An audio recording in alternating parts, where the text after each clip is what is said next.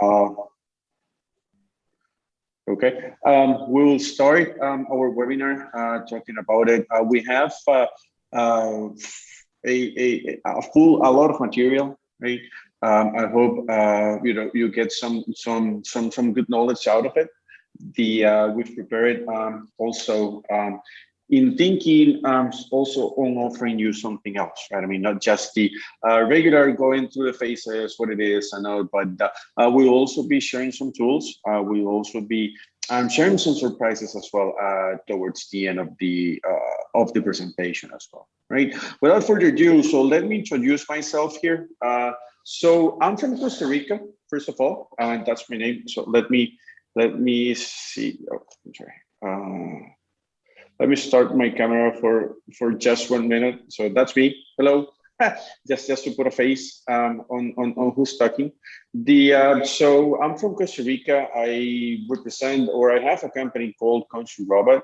I'm doing also, of course, working with something for some other companies as well, but this is my consulting company. We'll focus on innovation, creativity, and new ways of working. So we use design thinking on many different areas. Of course, the first one is consulting with different companies, as well as educational institutions. We work on STEM. We're also partners of STEM.org. And STEM, of course, stands for Science, Technology, Engineering, and Math. So we've been using design thinking and the learners that we've got on it on many different aspects, right? I mean, starting with early learning, plus companies. So we've got our share amount of time working with the same thinking on many different levels. We'll also, besides that, of course, whole certifications on many different aspects, such as Scrum, design thinking, design sprint, Lego Serious Play, IDLE, and some others coming away, right? As NK mentioned, we got to know each other when we were working at IBM.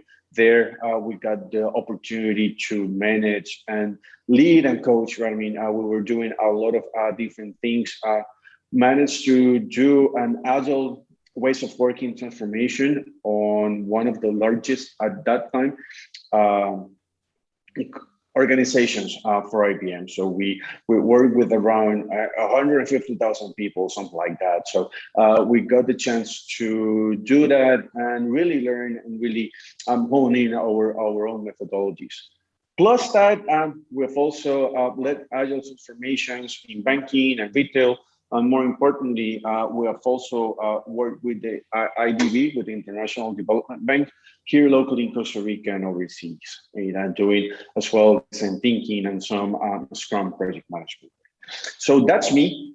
That's just a bit of a intro for me. At the end, I'll leave you with my details as well, if you would like to contact, need any help or anything, or just a network, right? So why we're here, right? I mean, why does it matter for us being project managers or Scrum Masters or working on many different areas, and a bit of on why are we here? So first of all, design thinking is really important to address the customer need, right? Okay, so it's really to address the customer need, and it's also a really good method to put our customer in the center, right? Understand what they need. So if we get a good understanding, we could also define and come out with really good ideas on projects, on processes, on a lot of different things, right? And that can help us address the different situations and the different solutions that we can get from our customer. That said, it also helps us sometimes when we are studying our project, right? Or we want to do an enhancement of something existence. We deal a lot, and it happens to us project managers, right? We deal a lot with ambiguity and uncertainty. If we manage to do a design thinking exercise, before or during a project, we can also deal with this, because we will really understand again, what the customer really needs and wants, and that's something that can help us guide around what we have. But also, since everyone will be involved, and by everyone I mean stakeholders, and we go to the next point, on that one. But stakeholders, team members, and such, we can have a clear way as to what we can do, what exactly do we need, right? That said, since it's also a multi-disciplinary team that we need to build upon. Design thinking. Of course, we will always have our customer and stakeholders participating. Not all the time, of course, but during the course of a design thinking exercise, they will be present, right? I mean, they'll be present on a lot of the different stages. Of course, team engagement. We will be working closely together, whether it's remote or virtual or on a physical presence. We will be working with everyone, and we will be working with teams on really solving and solutioning. And that said, that will help us to start working closer as a team. Plus, it also will help us trying to change that cultural shift, right? I mean, being more innovative. Now, we don't really say that by implementing a design thinking exercise in our project, we will be right. We will be innovative enough, or we will have an innovative organization, or we have implemented innovation. It can help us, but not just because we're practicing design thinking, we're just innovative. It's just a method, right? And lastly, just because we are doing this, a design thinking exercise, it will immediately help us on our backlog and requirements, because we will have a clear understanding as to what are we doing and what do we need to, what we will need to develop, right? Right. So, with that, let me just ask you, right? Have you participated in a design thinking workshop? I know that the question is already out there by NK, but if you could just raise your hands, I can see it on the participants. If you haven't, that's fine. I hope that you will learn something out of the this webinar. And for those who have already, you will, I'm sure it can be a refresher, or also, learn something new as well. So who has participated? If you could raise your hand on Zoom, we'll gladly appreciate that. Okay, there's one, Saeed, very good. Bobby as well. Perfect. Okay, just to be, time savvy, if you will. I'm glad that at least, two has already participated. If you have, and I'm sure you will learn, as I mentioned to you, you will learn something new out of this session. If not, then you'll get the grasp out of it, right? You will understand what it is and why is it important, what are the phases, and what are different tools that you could use. Okay, before we start dissecting this design thinking definition from Tim Brown, just a bit of history. Design thinking is not something really super new, right? I mean, ever since World War II, since the design school from Bauhaus got started, it's really when, people start thinking about design, about what products to use, and so on. Then World War II comes in, and then we have plastic as a new material, and then people start to design around plastic and make, creating new different products and stuff. And then towards the 70s, we also have the concept of multidisciplinary teams, right? Towards the 70s, late 70s, early 80s, we start, Xerox actually in Silicon Valley start thinking about the concept of multidisciplinary teams, right? So we start to see psychologists, marketers, advertisers working with technical teams, IT or our industry plants and such to deliver the best possible products and the best possible solutions, right? So there are also, besides that, there are also different methods, design thinking methods or methodologies, if you will, right? You will see that you have the one that we're going to be basing on is the one from Stanford University, where Tim Brown also got from, and then on formed his ideal company. There's also another good big method coming from the UK, Design Council, which is the double diamond. It's at the end of the day, you know, it's always solutioning something for our customer, but how we got there, it's or how we get to the end of it, it's a different way of implementing it. The one that we're going to be seeing today, again, is the one based in Stanford. So what is design thinking? It's a human-centered approach to innovation that draws from the designer toolkit to integrate the needs of people, the possibilities of technology, and the requirements for business success. Notice here that I've marked 3 concepts. One is the human-centered, then the other one is innovation, and lastly, the business success. I could have marked as well the possibilities of technology, right, and people, but it gets intrinsic within the definition.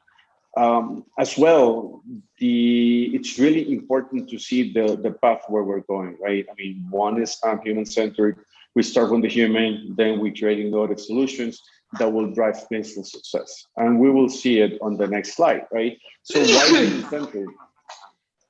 For those of you not checking, I'm sorry, if you could do your mute on, I'll appreciate it. Thank you. So, so we have the human-centered. It's because we tackle the needs of potential users. We will observe a lot what our users are doing, to whom we are solving.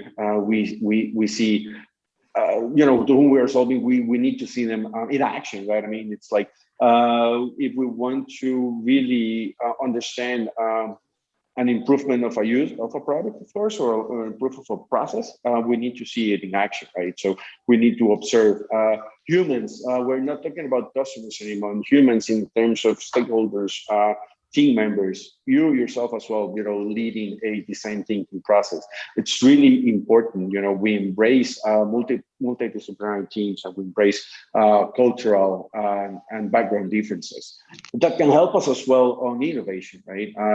Design thinking will help you drive innovation, right? Even though it's not equal to innovation, it's a good mechanism to start thinking about cultural change, because it'll be a new mechanism, a new method to really embrace new ideas. Doesn't really matter if they are good or not, or if we think that they are not doable, or it's something that will not give us a lot of value. We just embrace new ideas, we validate them, and if we see based on a voting, you know, that they can get implemented, so then we go. But it will be a good mechanism to identify and really let people think outside of their really comfort zone, right? I mean, start thinking something else. That will help us, of course, as well to validate or to throw business success, right?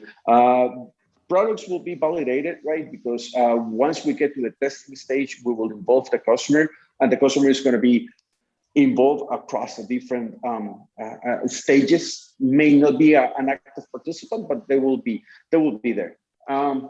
We also need to be cognizant enough on the feasibility and impact, right? We might be that with a solution that we decide to go after, we may not have the resources, the technology, or the money, right? I mean, the financial power to deliver it. But we also, that's also something that we need to talk, and we will go back to this particular point later on. And then, of course, we improve business-related metrics. And for that, we do have examples, right? As a proof that this really works when applied on a company. So from Parsons Hughes School, they're telling us that 70% of their working culture at a team level improved. Some may think that this metric is not as hard, right? I mean, because it's not talking about money, it's not talking about new market share. Some may call it even vanity metrics, but at the end, it'll impact your employee turn, your employee happiness, that then in turn can turn into really improving or really impacting your financial or monetary or product metrics. From IBM, where NK and I got to know each other from their design team, right? I mean, IBM is such a huge company that has many different areas. So from their product design, they say that by applying design thinking, they did reduce their time, right? I mean, their design time. That's because of the multidisciplinary team scenario that we talked before, right? Since we have a lot of different people inside of a team and developing things, that design thinking helped us on the reducing the design time as well. It hugely increased the return on investment. Now, of course, these can be taken with a grain of salt, of course, but because it may only be for a particular team, but still, it's a documented metric that on how their ROI increased, and we've seen it in other companies as well. Now, the market share increase from experience points telling us that 41% of companies that use design thinking, 41% of their market share increased, and yes, and that's because, of course, they. Since the customer is being on the center, focused and drives their products, right? They can also help us speeding product development. That combined with the right mindset, the right culture, and the right project management methodologies, it can go a long way. Okay. By the way, IBM has their own their own enterprise design thinking, is how they call it, enterprise design thinking methodology. You should also check it out, right? It's really good, and it also gives you a badge, right? So that's something for you to check out as well. So continuing, so what are the phases? These stand for design thinking phases that we've been talking about. These are, right? As I mentioned to you, how you apply them, varies from methodology to methodology, but these are the basic ones, right? So you first empathize with your customer, you define it, you define the problem that you're going to be solving, you ideate based upon that problem, well-defined problem that you have, you will create prototypes out of it, and then you will test it again with your customer. So you see, customer is implicit on all the different areas that we are developing over here, plus the fact that you start with the customer and you end with the customer, that goes a long way.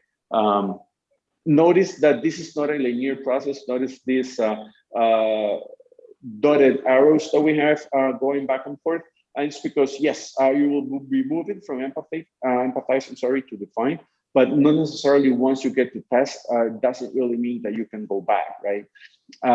So that's, and we will be talking about it some more. As well, this screenshot, we took it from the Interaction Design Foundation, which is a company based in the Nordics, in Europe. I believe it's in, if it's not in, actually it's in Denmark, I remember now. It's in Denmark, and they are working as well closely with Stanford University and other companies. And they also have a very good documentation on design thinking if you care to visit as well. So what are the phases, right? So why don't we start with empathize? So empathize, we use it to understand the situation. We observe, right?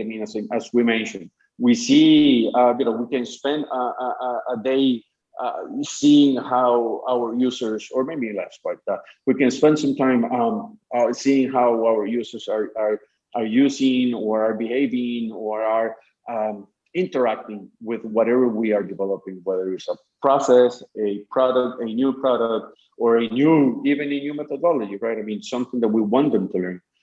So here we gather as much information as we can, right? And it doesn't really necessarily only need to be observing, but we can also get back to historical data. There is always the internet, right? If we want to learn as to how other companies are using something similar or are implementing something that close or at least in the same realm, we could do it and we can document it. We can do a simple market research, right? I mean, to understand how our customers are using our methodologies, as well as doing a bit of a behavior analysis, right? I mean, we could do, one of the tools that we also be seeing is a simple customer journey map, right? Which are the different touch points on or interaction points as to once they want to acquire or once do they want to interact with us on different moments of the life, right? Or the product life, if you will. And then the more important to me is us, right? We could gather a group of our customers and then do focus groups.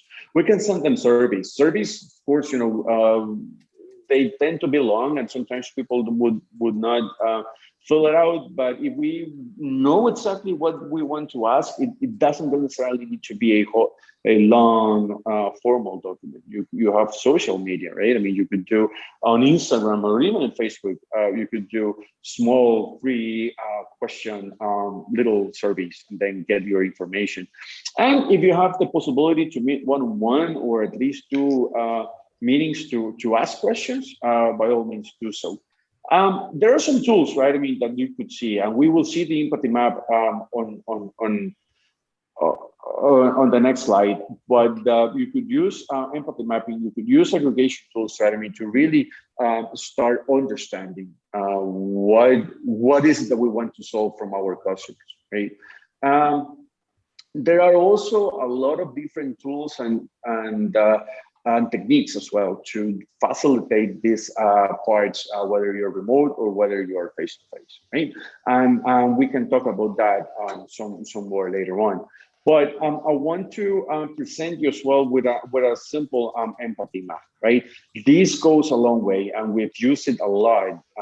Once we were developing a solution for the entire auto insurance companies over here in Costa Rica, and we wanted to understand what our drivers may think about that solution, or how would they feel about actually not the solution but the actual situation, right?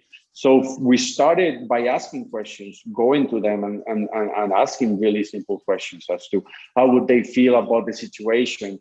What are the preoccupations? What are they seeing, right? I mean, when something happens. And what we were trying to solve is a crash, right? A simple crash that you don't necessarily need to call the police, right? Or the insurance company. So we were trying to solve that. And so what do they see? What do they hear, right? I mean, when they are in such a situation like that, or even if they're not, but something maybe close to that person happen to be on a small accident. So what are their feelings? If something presents a solution, what would their gain be, right? I mean, what would they expect out of that situation? How can we stop the pain, right? What are their fears? What are the frustrations? So if we could tackle, if I go back to this one slide, if we could tackle this and then have it mapped out on an empathy map, you will facilitate your information, and you will facilitate how you could define your problem statement, because you will have everything clear on a simple map, and then really see what repeats, what really stands out from what you have already documented. So that will become an insight, right? That will be something that really needs to be solved for this customer. We will identify pain points, right? I mean, once we are ready to understand the problem, right? Once we're ready to understand the problem, once we're ready to be starting saying, okay, this customer needs this, needs to be as open as possible and as close as possible. And what we mean by that is that you really need to be as open that can help us throw in ideas to it. But it needs to be as close as possible that's not really vague and we can be derailed, right? Because we didn't define the problem right. So tools for that, of course, we can do a little persona definition that can complement this empathy map.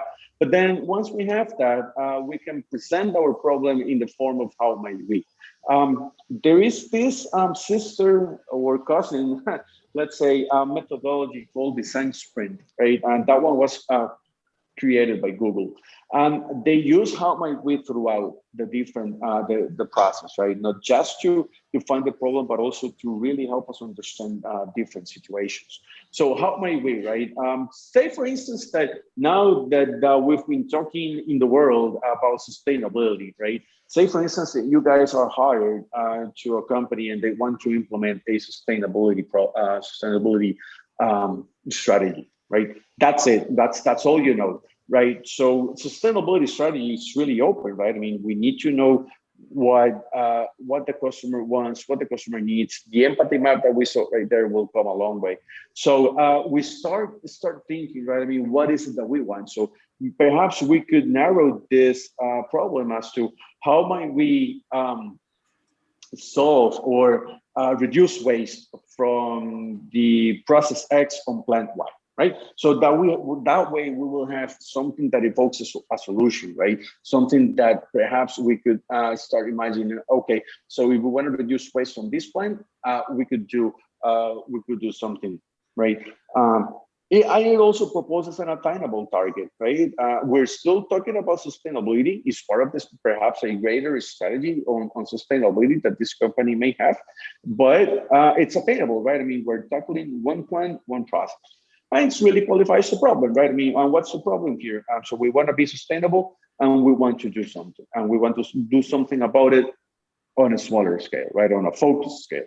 That's why presenting on this person on how might we, that's something that will go a long way. Now, if we go back a bit and we see what we have done, so we know what the customer needs, right? We map it out on this empathy map. We define our problems. One of my Zooms, and I think Adam is doing something similar.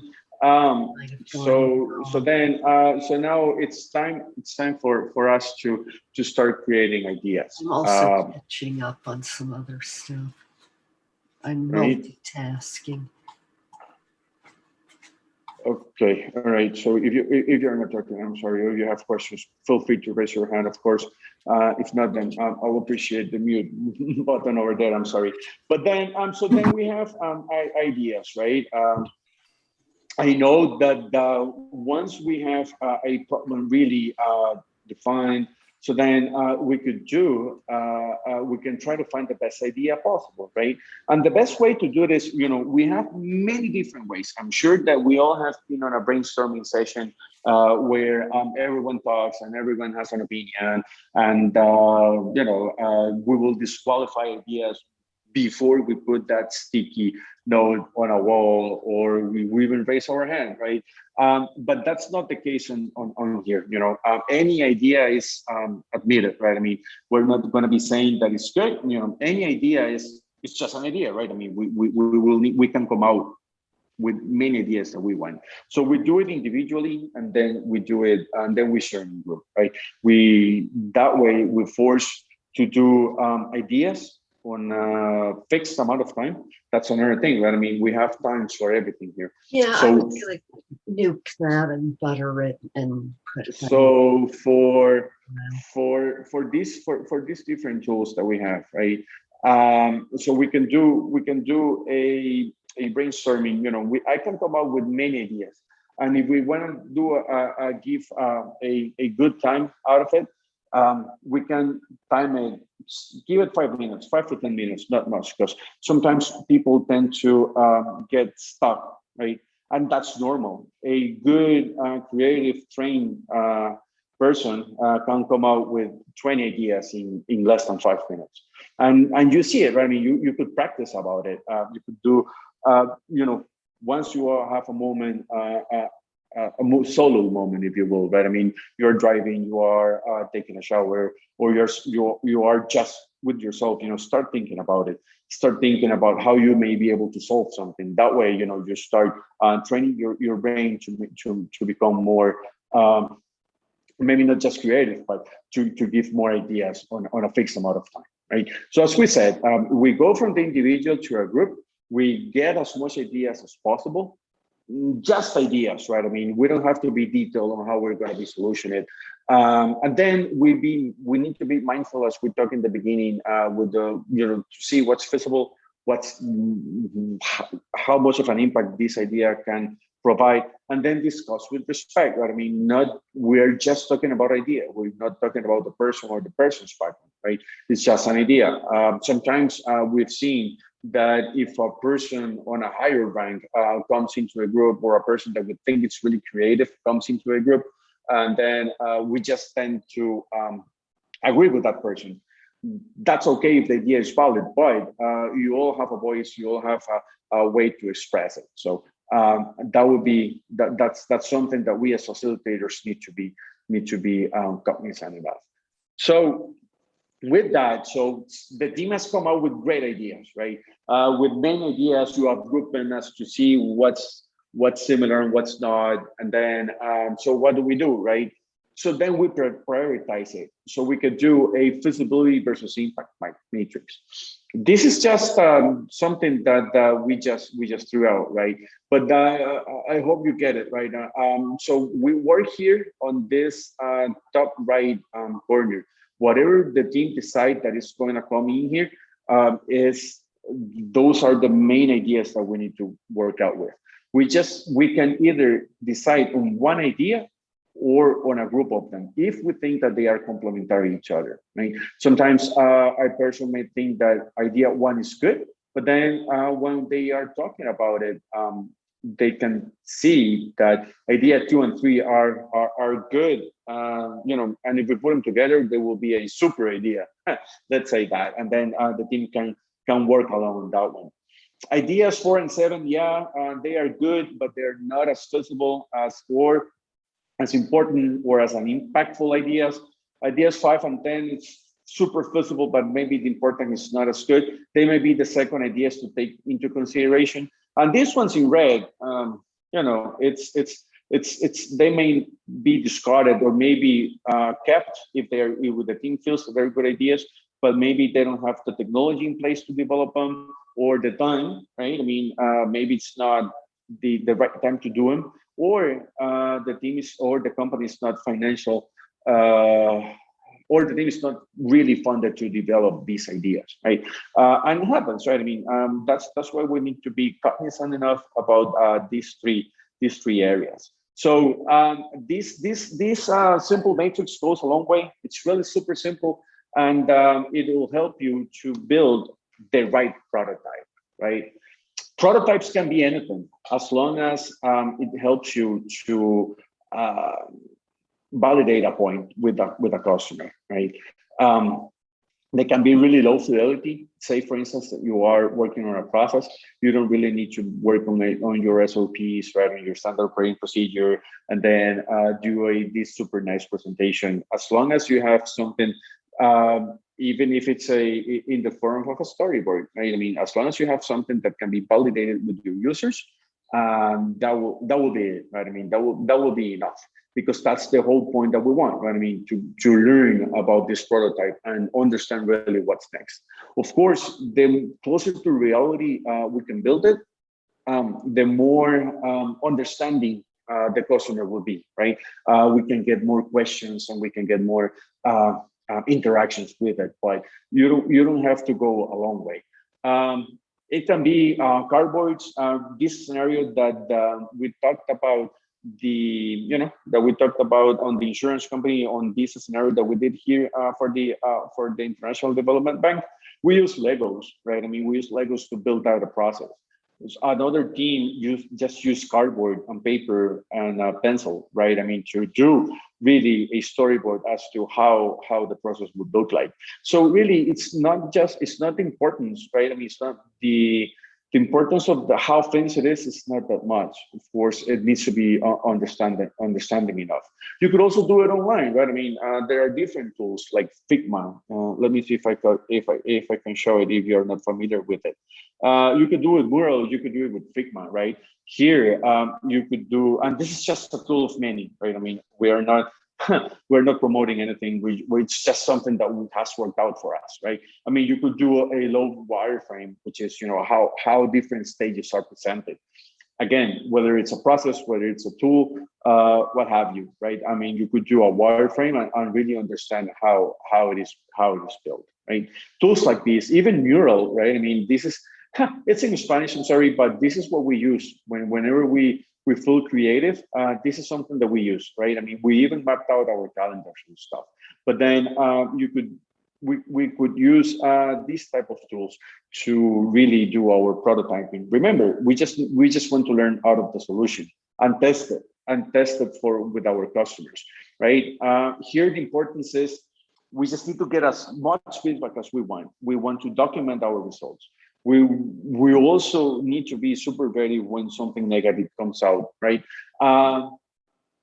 We learn more from scenarios or situations where it turned out to be negative feedback, because it helps us to grow, right? It helps us to learn and improve and learn something out of it. At least, of course, we will learn what not to be done next, right? But we will learn from it, right? We could do, again, a focus group. We could do a usability test. Again, design sprint as well. What they do is that they do a one-on-one sort of a scenario, right? With 3 customers, no more than that. What you can learn with 3, they say it's enough. So with 3 customers or 3 potential customers, you could test the product, the process, what have you. But then at the end, on the other side, the team as well, on another room is also taking notes. It's also, documenting results, things that they have learned, stuff like that. So then they have enough information to either pivot, right, or continue building. That's why we say that design thinking is not linear. For instance, if the prototype here, we went to test, it didn't go well because we really didn't understand the problem, we can go back. Or even we can go further back, right? I mean, we can go back to Empathize and start, maybe not start over again, but start thinking or learning on a different way on the information that we have. Say, for instance, that we're prototyping, but we realize that that's not the right idea, we can go back. So see, it's something that it helps us understanding on the development of the product. As well, also, here is really where we can start seeing the benefit for the different project management tools and methodologies that we have, because once we go here, we have enough information to build our requirements or to further hone in, right? To further really start or building a better list of requirements, or building a better backlog. Of course, prioritization and everything that can also be gotten from here, but it will also help you that. Here, I have a little link here from Coach Takeshi. He's a really good and user, let's say, of design thinking plus Scrum. If you want to check it out, it'll give you more ideas as to how you could move from design thinking and then build whatever you learn into requirements and continue moving. Okay, so then again, right? As you see, I'm having this slide again here because just to really see what is the importance of design thinking for us as project managers, as Scrum Masters, or really, people that would like to really understand more about design thinking. Then again, we address the customer need, right? I mean, on the different examples that we saw, even with the empathy map, we started to address the customer need.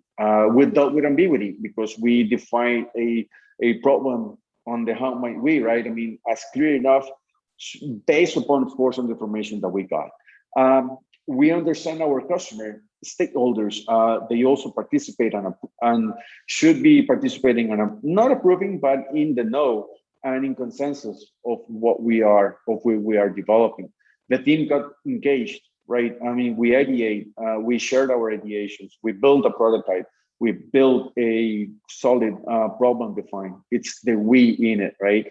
That will drive the team engagement. And I'm sure whether this, an exercise like this is not good or not, or we got the right results or not, I'm sure that this will be repeated again on different projects or in different scenarios. Not all organizations are projectized, right? Some of those might be more process-driven organizations. But then again, right? I mean, they can also benefit from a design thinking scenario, and of course, immediate backlog and requirements impact, as we just mentioned. Right. So, NK, should we jump into this part right away? Yes. I think we should Okay. talk about this. Okay, perfect. So if you want to learn more about design thinking, there is going to be a session that Enken and I will be hosting on August 26th at the end of the month. It'll be a whole day, and that's the price, right? I mean, it's early bird, sort of a promotion until August 12th. That will be the price, 295, and afterwards it will be 400. If you cannot make it to the session at the end of the month, there's also going to be a session on September 30th or October 28th. Those are going to be our last ones for this year. So you should take advantage of either of these three, because then again, of course, since it's end of the month, of course, November, we have Thanksgiving, and then it's the rightful time for us to spend with family and friends on Christmas towards the end of December. So these are going to be our last two or our last three. We count the one for August. So make sure you take advantage, and you can come here, right? And I'm sure NK and team will give you more information. I will share this information with you, but you should take advantage of this. But what's included on it, and this is the surprise that we wanted to say, right? So you will have 8 hours of training. You will learn facilitation techniques, whether we are virtual or whether we're face-to-face, now that people tend to be back into the office some more. And then we will get to know not just the tools that we just saw during the webinar, but also more tools and more ways to facilitate for each of the phases. Now, not everyone is certifying the knowledge that we have in this and that we have in design thinking. But there's this company called Certibro. I'll give you more information on the next slide. But they started in 2015, and they have a myriad of different certifications. It's really, I don't want to use the word cheap, but it's really, feasible for us to get their certification. This certification will be included in this price, right? Plus all the different things that you're getting. So what's included with the certification? Of course, you will get a badge like the one that we are showing over here.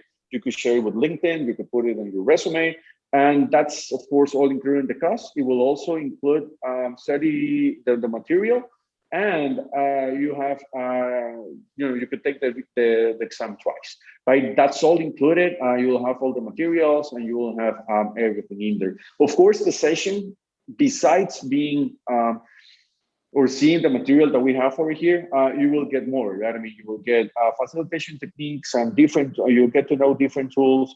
We'll use them, and of course, you'll have to do some networking with your other teammates. And so this is Certibro. As you see, we are, Constru-Robot, my company, we are an authorized training partner with them. So we've been working now, we started to work actually during early this year. And we've done a lot of different certifications, not just on design thinking, but also other methods, right? Their goal is to foster development growth for all the lifelong learners. So there are some times that we would like to find out, how I can get my knowledge on this particular area certified and not paying thousands of dollars as other companies, right? This one, it's a value, if you would like to say, certification. It's really good. It's the same as level as others. And the reason why it's at the price is because it's also being done by people in the community, and it's been validated, and you have a lot of information to back that up. You can go on the website certibro.com, and then you will learn the different sponsorships that this certification may have as well. All right. So before we go into the conclusions on how you will be able to earn one PDU, I don't know if there are questions.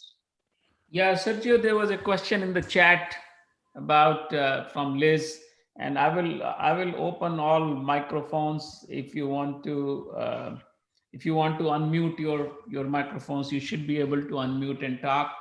So the question from Liz was, how would you synopsize the key difference between classic agile and design thinking? So my response to that is that design thinking actually complements agile. It is not in place of agile. It complements agile, and think it as like a precursor to product planning and or release planning. So when you want to interact with the users to develop the roadmap, develop the release plan, that's where it is going to be very, very useful. And in fact, yesterday I'm coaching an organization for agile, and we are discussing about implementing safe there. And some of you know about safe, right? Scaled agile framework. And the idea there is, this is very good. This will be very good to have it as a precursor to PI planning. If any of you know safe, so every 13 weeks they have a PI planning session where they plan the release for the next quarter. So this will be really, really very good to interact with the users, understand what problems they are trying to solve, and also what are the ideas, what is the priority, how you define that MVP, and so on. So this is really, really something that complements agile. And also, I think even if you are not doing full-blown agile, you are doing waterfall, or you are doing a hybrid kind of a thing, this is excellent when you start your project to improve stakeholder engagement and keep them engaged. A very good thing for any time you start with your requirements process. Very, very good. And I think in this 1 hour, what Sergio wanted to talk is just he touched on the tip of the iceberg. This is a very good technique. I and Sergio have used it in IBM for 5 years, and I'm going to start using it in my new engagement at Charter, and we are getting ready for our first workshop, and maybe sometime in late August. Come if you want to learn more, whether you are a project manager or you are a Scrum Master or you are an Agile coach, if you work with teams and customers and stakeholders, this is going to be, it is a human centric approach, right? So anywhere where human are involved. This is an excellent approach. So if you come for this 1 day class, I think you will actually learn a lot, because some things you learn when you actually do it. So there'll be a lot of exercises during the class, and you will learn these techniques. And then you get a certificate also, that you get certified by Certiprof. So that's an added advantage. So will have a certification in design thinking and can start implementing design thinking.